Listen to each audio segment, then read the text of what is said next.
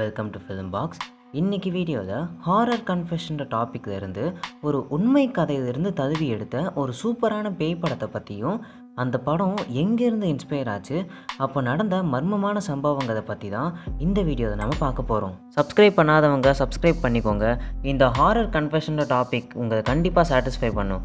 டிஸ்கிரிப்ஷனில் இந்த டாப்பிக்கில் நாங்கள் பண்ண மற்ற வீடியோஸோட லிங்க்கும் கொடுத்துருக்கோம், மறக்காமல் பாருங்கள். 1982 ஒரு சூப்பர் நேச்சுரல் ஹாரர் த்ரில்லர் படமாக வெளிவந்த போல்டர்ஜெய்ஸ்ட். இந்த போல்டர்ஜெய்ஸ்ட் பேருக்கான அர்த்தம் நாய்ஸி கோஸ்ட். வெளிவந்த நேரத்திலேயே இந்த படத்துக்கு மிகப்பெரிய வரவேற்பு கிடைச்சது. அதுக்கு முக்கியமான விஷயம், இந்த படத்தை உண்மை சம்பவங்களை மையப்படுத்தி எடுக்கப்பட்டதுனால தான். சின்ன வயசில் நம்ம பேய் படம் பார்க்குறப்போ நம்ம மனசுக்குள்ளே ஒரு பீதி ஏற்படும். எங்கே ஒரு வேளை அந்த பேய் வந்து நம்ம டிவிக்குள்ளே கொண்டு போயிட்டா நம்ம என்ன பண்ணுவோம் அப்படின்னு நம்ம தான் நிறைய பேர் கண்டிப்பாக யோசிச்சிருப்போம். ஆனால் அதெல்லாம் நடக்காதுன்னு நம்ம நிம்மதியாக கூட இருந்திருப்போம். ஆனால் ஒரு வேளை அப்படி நடந்துச்சுன்னா? இந்த படத்துடைய கதை என்னென்னா, ஹெர்மன்ற ஒரு ஃபேமிலி 10 நாள் கஷ்டப்பட்டு நிறைய வீடுகள் நிறைஞ்ச ஒரு ஏரியாவில் ஒரு வீட்டை வாங்கி அங்கே குடியேறுறாங்க. அந்த வீட்டுக்கு போனதுக்கு அப்புறமா நிறைய அமானுஷ்யமான விஷயங்கள் நடக்க ஆரம்பிக்குது. ஆரம்பத்தில் இது யாரையும் பெருசாக தொந்தரவு பண்ணாமல் இருந்தாலும் போக போக நடக்கிற விஷயங்கள் எல்லாமே படு பயங்கரமாக மாற ஆரம்பிக்குது. அப்போது ஒரு கட்டத்தில் அந்த வீட்டில் இருக்கிற சின்ன பொண்ணை அங்கே இருக்கிற பேய் அந்த டிவிக்குள்ளே கொண்டு போயிடும். அந்த குழந்தைக்கு என்ன ஆச்சு, இந்த குடும்பம் தப்பிச்சதா இல்லையா, இப்படிப்பட்ட விஷயங்கள் நடக்கிறதுக்கு என்ன காரணங்கிறது தான் இந்த படத்தோடைய மொத்த கதையே. ஆரம்பத்திலே சொன்ன மாதிரி இந்த படத்தில் உண்மை சம்பவங்களை மையப்படுத்தி தான் எடுத்திருந்தாங்க. அது என்ன உண்மை சம்பவங்கிறத இப்போ நம்ம பார்ப்போம். 1958 போலீஸால் டீல் பண்ண முடியாத, இன்னும் சொல்ல போனால் என்னன்னே தெரியாமல் ரிப்போர்ட் பண்ணப்பட்ட ஒரு கேஸ் தான் ஹெர்மன்ஸ் ஃபேமிலி கேஸ். நியூயார்க்கை சேர்ந்த ஒரு குடும்பம் தான் ஹெர்மன்ஸ் ஃபேமிலி. இவங்க ரொம்ப நாள் கஷ்டப்பட்டு புதுசாக ஒரு வீட்டுக்கு குடியேறுறாங்க. இவங்க குடியேற வீடு எப்படின்னா, ஒரு பெரிய இடத்த வாங்கி போட்டு அதில் நிறைய வீட்டை கட்டி சேல்ஸ் பண்ணுறவங்க கிட்டேருந்து இவங்க டைரெக்டாக ஒரு வீட்டை வாங்கி அங்கே குடியேறுறாங்க. கொஞ்ச நாள் சகஜமாக போகுது. ஆனால் கரெக்டாக February 3 ஹெர்மனோட ஆஃபீஸ்க்கு ஹெர்மனோடைய ஒய்ஃபான லுசில் ஒரு ஃபோன் கால் பண்ணுறாங்க. கால் பண்ண அவங்க ரொம்ப பதட்டமாக பேசியிருக்காங்க. அவங்க பதட்டப்பட்டதை பார்த்து ஹெர்மனும் பயந்துருக்காரு.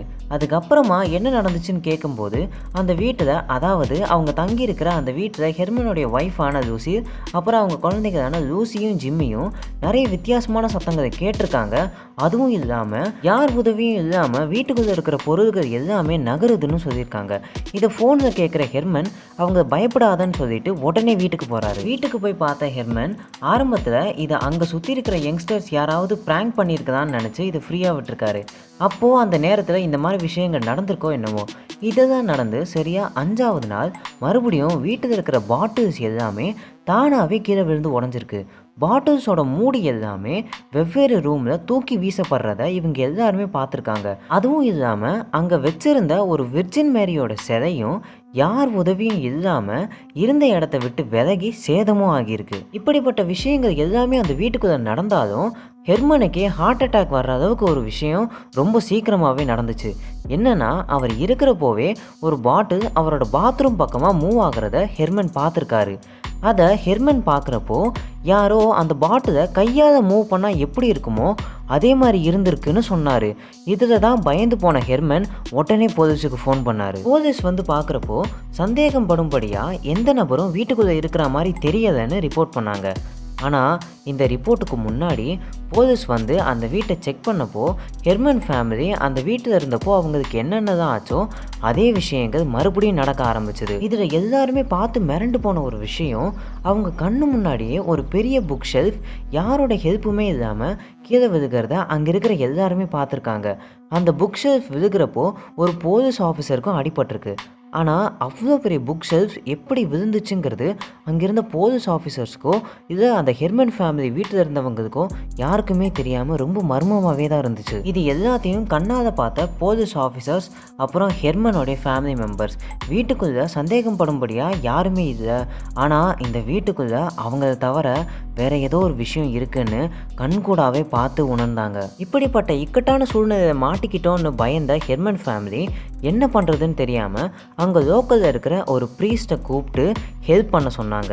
அப்போது அந்த ப்ரீஸ்ட் அந்த இடத்த வந்து பார்த்துட்டு ப்ளஸ் பண்ணிட்டும் போனார். ஆனால் யாருமே எதிர்பார்க்காத மாதிரி March 10க்கு அப்புறமா கொஞ்சம் கொஞ்சமாக நிலைமை மாறி அவங்க சகஜமாக வாழ ஆரம்பித்தாங்க.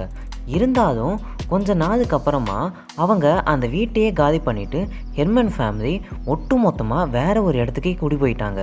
இப்படிப்பட்ட விஷயங்கள் தொடர்ந்து நடந்தால் யார் தான் அந்த வீட்டில் இருப்பா? இருந்தாலும் இவ்வளோ விஷயங்கள் நடந்திருக்கு, இதுக்கு என்ன காரணம்னு யாருக்குமே தெரியல. இந்த கேள்விக்கு சரியான விடைகள் இல்லைனாலும் நிறைய பேர் நிறைய கருத்துக்களை அப்போவே சொன்னாங்க. ஹெர்மன் ஃபேமிலி தங்கியிருந்த அந்த வீடு ஆரம்பத்தில் ஒரு சுடுகாடாக இருந்துச்சு அப்படின்னு எல்லாருமே நம்பினாங்க. அந்த ஏரியாவில் அவங்க தங்கியிருந்த வீடு மட்டும் ரொம்ப நாளாகவே காலியாகவே இருந்துச்சு. ஏன்னா அந்த வீட்டுக்கு கீழே சிமெண்ட்ரிஸ், அதாவது கல்லறைகள் இருக்கிறதுக்கான வாய்ப்புகள் மிகவும் அதிகம்னு அங்கேருந்து எல்லாருமே நம்பினாங்க. இப்படி இருந்தும் ஏன் ஹெர்மன் ஃபேமிலி இந்த வீட்டை வாங்கினாங்கன்னு எல்லாருமே யோசிச்சப்போ அதுக்கப்புறமா தான் ஹெர்மன் ஃபேமிலிக்கு இப்படிப்பட்ட ஒரு விஷயம் இருக்குங்கிறதே தெரியாதுன்னு அவங்க தெரிஞ்சுக்கிட்டாங்க. இந்த விஷயங்கள் எல்லாத்தையும் இன்ஸ்பயர் பண்ணி தான் இந்த போல்டர்ஜெய்ஸ்ட் படத்தை எடுத்திருந்தாங்க. இந்த படத்துடைய மேக்கிங்கில் ரொம்பவும் பைத்தியகாரத்தனமான ஒரு விஷயம் ஒன்று இவங்க பண்ணாங்க. என்னென்னா, ஒரு சீனில் ஹெர்மன் ஃபேமிலியை சேர்ந்த ஒரு பொண்ணு ஸ்விம்மிங் பூலுக்காக கட்டி வச்சுருந்த ஒரு குழிக்குள்ளே விழுந்துருவாங்க. அப்போது அந்த வீட்டுக்கு கீழே கல்லறைகள் இருக்கும் விதமாக அங்கேருந்து ஒரு ஹியூமன் ஸ்கெலட்டன் மிதக்கிற மாதிரி காமிச்சிருப்பாங்க. இந்த ஹியூமன் ஸ்கெலட்டன் ரெடிமேடாக பண்ணணுன்னா அதுக்கு நிறைய செலவாகும்னு யோசித்த இவங்க உண்மையாகவே ஒரு மனுஷ எலும்பை கூட யூஸ் பண்ணியிருக்காங்க. இந்த படத்தை பற்றி இத்தனை விஷயங்கள் நாம் சொன்னாலும் ஹாலிவுட்டில் இந்த படத்துக்கு ஒரு சாபம் இருக்குன்னு கூட நம்பப்படுது. அதுக்கு முக்கியமான காரணம், இந்த படத்தில் நடித்த நிறைய முக்கியமான கதாபாத்திரங்கள் இறந்து போயிட்டாங்க. அதுவும் சாதாரணமான முறையில் இறந்து போகல, துடிச்சு இறந்து போனாங்க. முதல்ல டாமினிக் டன், இவங்க தான் ஹெர்மன் ஃபேமிலியில் மூத்த பொண்ணாக நடித்தவங்க. இவங்க இந்த படத்துடைய ரிலீஸுக்கு அப்புறமா கொஞ்ச நாளில் இவங்க பாய் ஃப்ரெண்டால் ரொம்பவும் அப்யூஸ் பண்ணப்பட்டு 5 நாள் சித்திரவதை அனுபவித்த பிறகு தான் இறந்து போயிருக்காங்க. ரெண்டாவது ஹெதர் ஓரோக், இவங்க இறந்து போகும்போது இவங்களுக்கு வயசு வெறும் 12. போல்டர்ஜெய்ஸ்ட் படத்துக்கு 3 பாகங்கள் இருக்குது. அதில் 3வது பார்ட் ரிலீஸுக்கு முன்னாடி இவங்களுக்கு உடம்பு சரியில்லாமல் போகுது. ஹாஸ்பிட்டல் அட்மிட் ஆன இவங்க கொஞ்ச நாளில் ரொம்ப உடம்பு முடியாமல் ஹார்ட் அட்டாக்கில் இறந்துருக்காங்க. 12 வயசில் ஹார்ட் அட்டாக்னால் அதுக்கு காரணம் என்னவாக இருக்கும்? இதில் கொஞ்சம் திங்க் பண்ணக்கூடிய ஒரு விஷயம் என்னென்னா, இந்த படத்தில் இவங்களை தான் பேய் டிவிக்குள்ளே கூட்டிகிட்டு போகிற மாதிரி காமிச்சிருப்பாங்க. அதுக்கப்புறமா ஜூலியன் பெக்குன்றவங்களுக்கு ஸ்டொமக் கேன்சர் இருந்து அவங்க அதுக்கப்புறமா இறந்து போயிருக்காங்க. இந்த படம் நடிக்கும் போதே அவங்களுக்கு கேன்சர் இருந்தும் இந்த கேரக்டரை அவங்க அக்செப்ட் பண்ணியிருக்காங்க. அதுக்கப்புறமா தான் ட்ரீட்மெண்ட் சரியாக பண்ண முடியாத நிலைமையில் அவங்க இறந்து போயிருக்காங்க. அதுக்கப்புறமா வில் சாம்ஸ்பென்ன்றவர் ரொம்ப காம்ப்ளிகேஷனான ஹார்ட் லங் டிரான்ஸ்பிளான்டேஷனில் இறந்து போயிருக்காரு. கடைசியாக லோ பெரிமென், இவர் ரொம்ப மோசமான நிலைமையில் வெட்டி கொலை செய்யப்பட்டிருக்காரு. இறந்து போன எல்லாரும் ரொம்ப சித்திரவதைப்பட்டு இறந்து போனதுனாலேயும் என்னவோ தெரியல, எல்லாரும் இதை பார்த்து பயப்படவும் ஆரம்பித்தாங்க.